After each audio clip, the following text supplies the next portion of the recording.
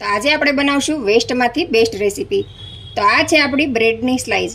આને આપણે સેન્ડવીચ કે બ્રેડ બટર કંઈ પણ બનાવીએ તો આને આપણે વેસ્ટ કાઢી નાખીએ છીએ ને, ઘણા લોકો આને ફેંકી દે છે અને જવા દે છે કચરામાં.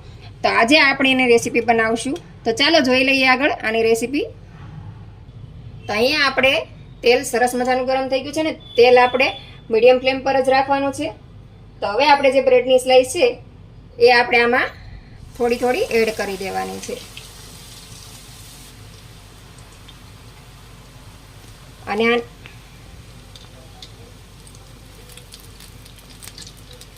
આ બ્રેડની સ્લાઇસ ક્રિસ્પી થાય ત્યાં સુધી આપણે આને તળી લેવાની છે. ગેસની ફ્લેમ ધીમી રાખવાની છે, નહીંતર આ ક્રિસ્પી નહીં થાય. તો ધીમી આંચ પર જ આપણે આને તળવાની છે. તો તમે જોઈ શકો છો આપણી બ્રેડની સ્લાઇસ એકદમ સરસ બ્રાઉન રંગની થઈ ગઈ છે.